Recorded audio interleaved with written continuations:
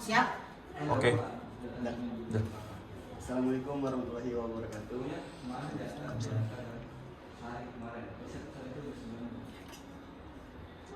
Jadi di sini saya ingin mempresentasikan artikel saya dengan judul pengaruh kecerdasan motorik dan motivasi terhadap kemampuan koordinasi serta kesehatan mental anak yang berpartisipasi dalam senam ritme. Pendahuluannya untuk paragraf pertama, perkembangan keterampilan motorik merupakan faktor yang sangat penting terhadap tumbuh kembang anak. Keterampilan motorik pada anak dibagi menjadi dua, yaitu motorik kasar dan motorik halus. Dan untuk paragraf kedua itu tentang kecerdasan, setiap individu memiliki tingkat yang berbeda. Kecerdasan itu sendiri akan memberikan dampak terhadap tiap-tiap individu, karena orang yang memiliki kecerdasan IQ tinggi akan cenderung aktif daripada anak yang memiliki tingkat kecerdasan rendah. Untuk paragraf ketiga tentang senam ritmik. Senam ritmik adalah olahraga indah yang menggabungkan banyak karakteristik senam, balet, dan tari dengan kombinasi gerakan antara alat dan ekspresi dalam dengan musik. Untuk paragraf selanjutnya masih senam ritmik.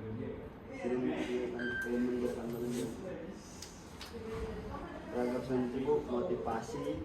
Motivasi merupakan dorongan umum yang dimiliki oleh peserta didik agar mampu merangsang semangat juga ilmu sehingga dapat mencapai tujuan yang diinginkan. Motivasi dibutuhkan dalam memperoleh pengetahuan tentang kegiatan metode sehingga peserta didik yang terinspirasi akan memperoleh pengaruh yang lebih baik. Itu paragraf selanjutnya Bu, tentang kebugaran jasmani. Kebugaran jasmani adalah kondisi fisik yang optimal yang memungkinkan seseorang untuk melakukan aktivitas sehari-hari tanpa kelelahan yang berlebihan. Untuk paragraf selanjutnya masih kebugaran jasmani.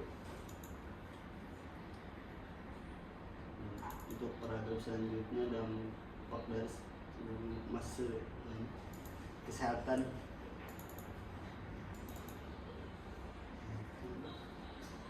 Masuk metode penelitian ini merupakan penelitian deduktif kuantitatif. Penelitian deduktif ini adalah penelitian yang dimaksud untuk menyelidiki suatu kondisi, keadaan, dan peristiwa lain, kemudian hasilnya akan dipaparkan dalam bentuk laporan penelitian menjadi data yang lengkap, lalu dibuat kesimpulan.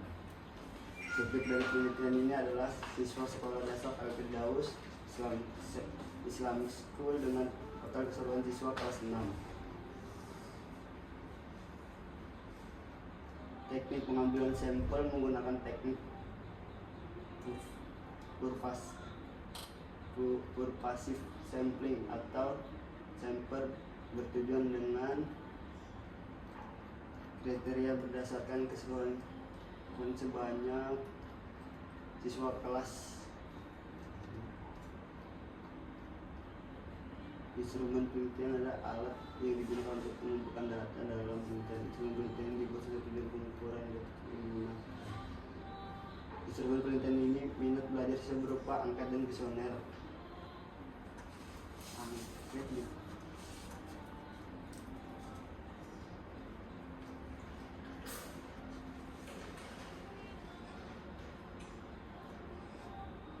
Adapun yang dinamakan skala bertingkat merupakan angka-angka yang disusun secara bertingkat dari terkecil hingga terbesar. Adapun sebaliknya, ukuran variabel digunakan skala Likert yang dinyatakan dalam bentuk penataan untuk dinilai responden. Pernyataan yang diajukan baik pernyataan dinilai subjek sangat setuju, setuju, kurang setuju, tidak setuju, sangat tidak setuju, dan data dikumpulkan menggunakan angket atau kuesioner dan analisis data penelitian dibuat dengan menggunakan perangkat lunak SPSS versi yang baru.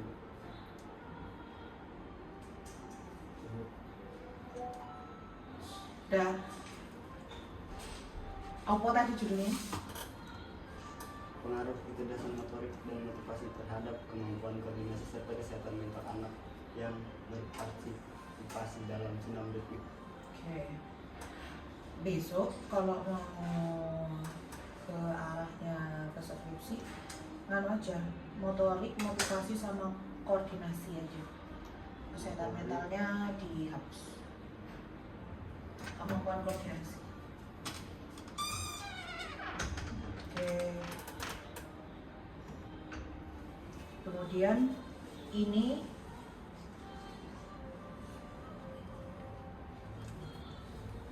latar belakangnya apa tadi? Ngambil judul ini.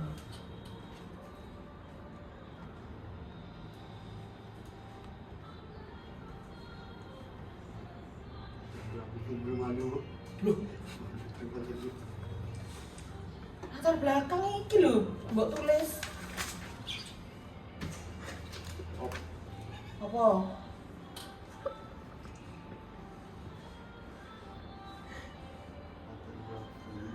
Perkembangan keterampilan motorik. Wah, nak belajar nih. Tulis dhewe yo. Ulang-ulang mulu. Ganti air lagi gitu.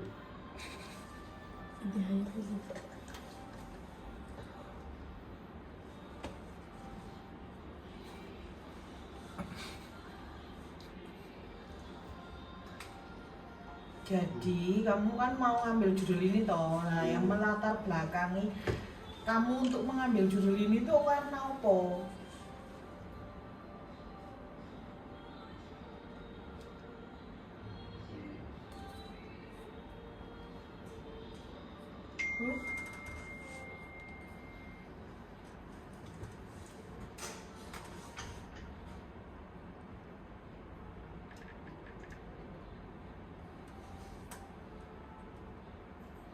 Ya rumusan masalah ya kok.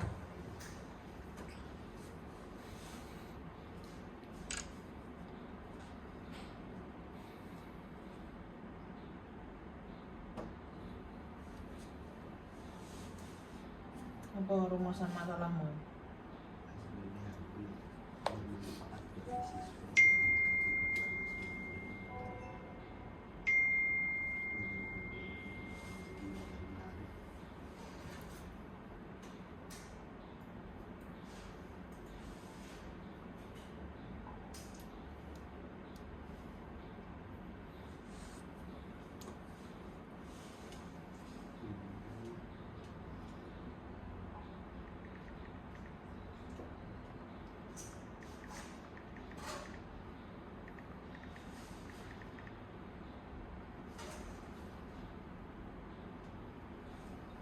Dinda selesai.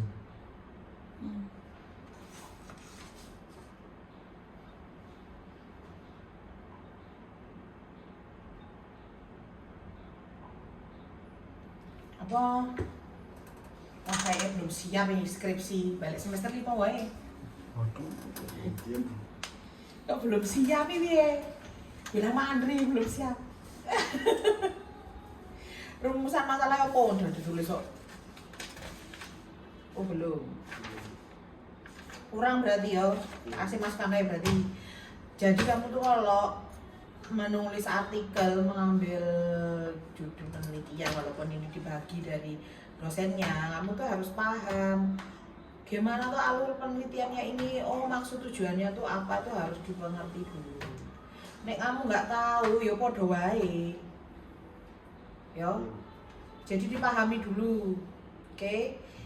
Kemudian kalau masih mau tetap di senam, karena sekarang ini kan Pak Menterinya baruan.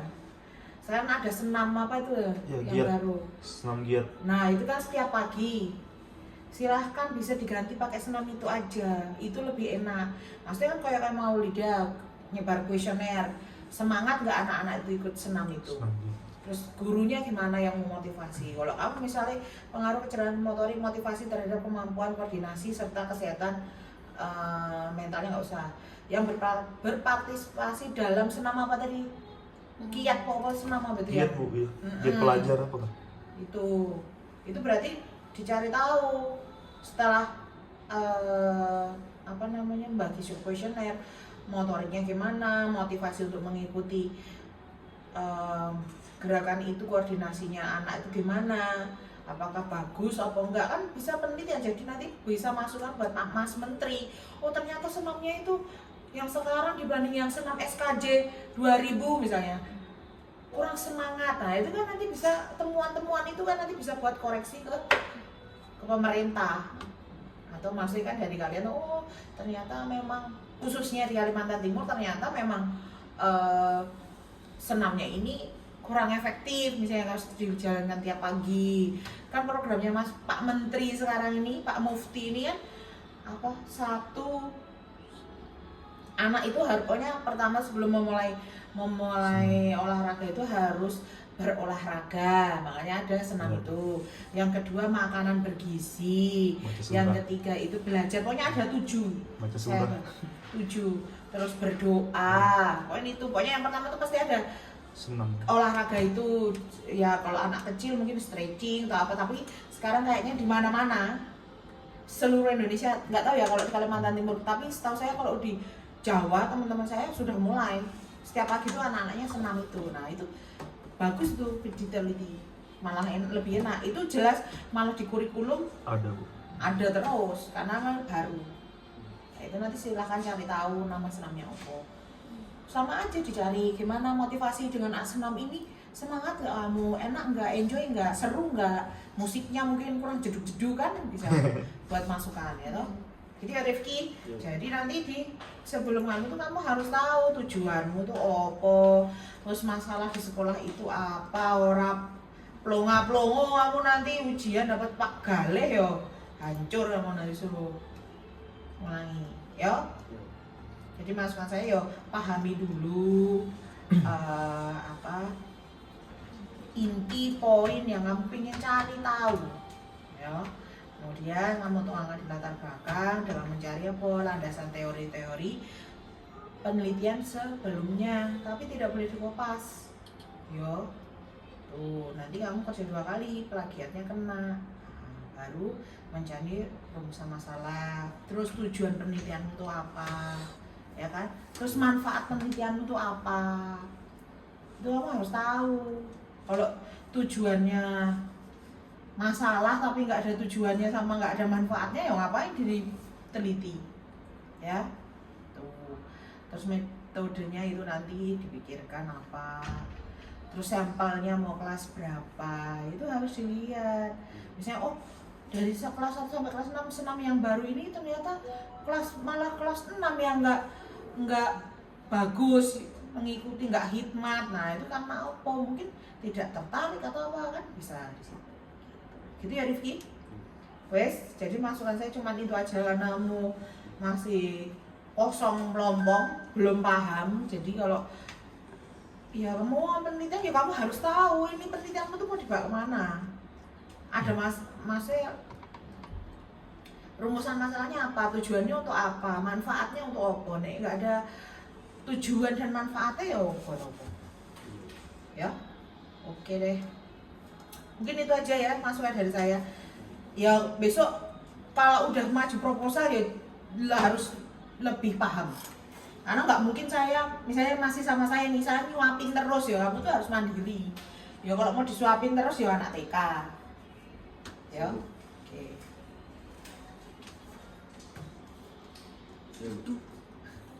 Tutup ya. Sekian, terima kasih dari saya. Assalamualaikum warahmatullahi wabarakatuh. Waalaikumsalam warahmatullahi wabarakatuh.